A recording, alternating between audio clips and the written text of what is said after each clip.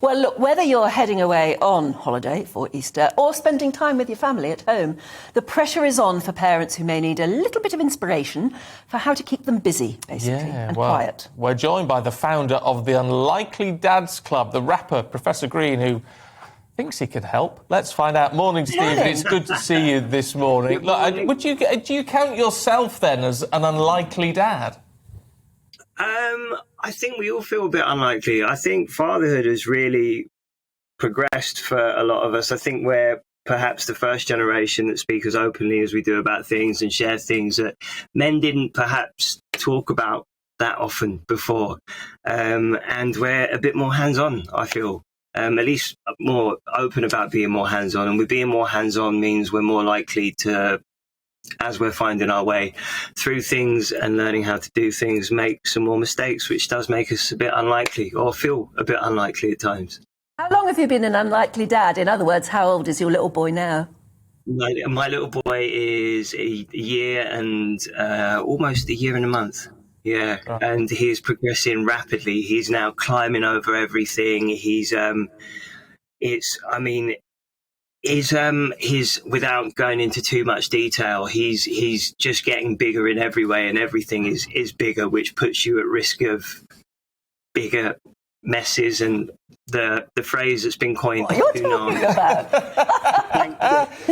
So what's your advice to those dads watching and families watching who need a little bit of inspiration, especially if they've got a very young one? What could they do that's just nice this Easter weekend? Do you know what's nice is being prepared. So just keep them as comfortable as possible. So my advice to all fathers is preparation, plan, pack. Make sure you've got your Pampers. Make sure you've got spare clothes. Make sure you've got dummies. Make sure you've got bottles. Everything's sterilized and everything will be all right. Just plan and be prepared for potential tsunamis. That was quite a lot of motivation. Was that something that surprised you? When your little boy came along, was it something that surprised you, just how much stuff you need for one baby? It's insane. Like my nan just kept buying us, she just kept giving us, what do you call them? The baby grows. The little... No, not baby. Well, it's baby grows, but also the little towels. And she just kept buying more. Bibs? No, not bibs. I forget muslins. There we go. Sorry, Thank you. It's been a while since I've had to use one because he's not being sick now. I don't have to burp him anymore. He does that all by himself, bless him. But we've given him a habit because me and his mum, because we laugh when he burped. Because we used to laugh when he burps, he now burps and just goes, and he does the same thing when he has other accidents as well, which is all the more traumatic. Do you know that doesn't stop? No, but it goes on for years, that does. Wicked. I'm really glad to hear. Do you know what's funny, right? And this is the other thing about the Unlikely Dads Club is it's a bit like a truth club because no one really tells you no one gives you the full breakdown of what it's like to have a kid. No one tells you all that they tell you about. And I wrote a song actually for Pampers that it goes into it. It's like everyone tells you about, the first tooth, the first smile, the first step. No one tells you about the first punami, the first puke, all the things that actually happen that you're like, what do I do? No one's told me about this. Where's my mum? Like no one tells you about all the less pleasant details, which would never stop you having a kid, of course. But I think it's just good to have somewhere that people. Those are the bits that you never forget. Those it's all part. To go to find out all the gory details and be truly prepared. I have to say, we first met at Goodwood for the car event. I remember it might be 7 or 8 years ago now. It's quite a long time ago. I was there with Mercedes. Yeah, that's it. And it was. I have to say, you were a nice, jolly fella then. You seem more complete now. You look like you've got an inner glow to you. Thank you. I definitely feel it. It was funny because I never wanted anything to do with anyone else's children, but I knew I always wanted at least one of my own. And I still don't have the words for it. People ask me what it's like, and it's the one thing that I struggle to explain. People say you don't know until you have your own, and you truly don't. Yeah. It was. I do want to, because what I think has been quite brave over what you've done over recent years, and you've talked about losing your dad at 24 to suicide. You've talked about mental health a lot. You've made documentaries about it and all the rest of it. Where does that leave you looking forward? Now that you've got a boy to raise, how are you determined now that you are going to be a strong dad, of course, but also an open dad as he gets older?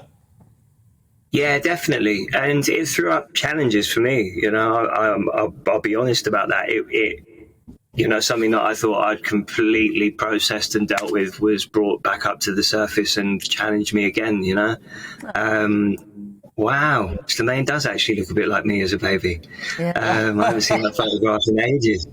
It's crazy. He keeps going from looking like his mum to looking like me, but he looks like me at the moment. Wow, I haven't seen my dad's face in ages. It's full circle, isn't it? And it's it's not been without its challenges. It's thrown up stuff, but I'm all the more just aware of how much of a sponge he is. And my childhood was, there was a lot of trauma, and that's something that I've had to overcome and deal with, and that I don't want to pass on to Slemaine. I'm very, very... And it's difficult because you don't want to be so aware that becomes your prime focus, because then it becomes too present.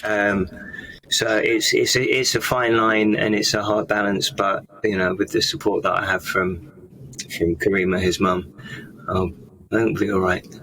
Yeah, he will be. The challenges never stop, but you've got to make sure you just enjoy him. Just enjoy. Because I tell you what, people say to you, they grow up so fast. They do. So take lots and lots of pictures and just sit back occasionally, just enjoy him. Yeah. Do you know what? A bit of advice for parents out there, and it's something that someone gave me recently, and it's always get someone else to take a photograph of all three of you, because you always end up with photographs that have mum and baby in, or dad and baby in, but there's never mum, dad and baby. So always even if you have to trust a stranger, fingers crossed they don't run off with your phone. Yeah. That is very, very good piece of advice. That really is for this Easter. Yeah, get somebody else to take photographs of the whole family together. Because those, sometimes you're quite right. You go through the album and you think, why haven't I got one of all my of dad's us? not in any pictures. Yeah. Because he always took them. He's always taking them. Hello. Stephen, it's really good to see you again this morning. Thank you very much indeed. Take care. Have a good Easter. He's a nice fella, He's lovely. You can see just how overjoyed he is at just being a dad. He is smitten. And really isn't that a lovely thing to see? I always think, I've said for years, when one thing, I love the father-son relationship. And I think when you see these young men that I used to work with in my old place, when they were having kids, and you saw on their Instagram and things, them all being very sort of cuddly and lovely with their kids. And I just think that's the most beautiful thing.